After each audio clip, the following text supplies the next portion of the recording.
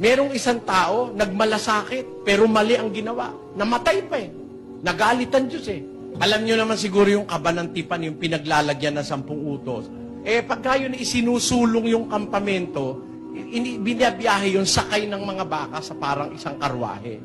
Eh, natisod yung mga baka, yung kabanan Diyos eh, mahuhulog. Ang ginawa ni Usa, sinalo. Eh, kung ang paghahatulin tao, ba't naman papatayin mo Diyos eh? Nagmamalasakit lang naman para wag mong mahulog yung kaban. Eh, mali kasi. Bakit? May batas. Eh, kahit pa sabihin mo, nagmamalasakit lang naman ako Diyos. Eh, sinabi na sa'yo, bawal umipo, marunong ka pa sa akin. Patay ka. O, hindi ba ganun na nangyari kay Usa?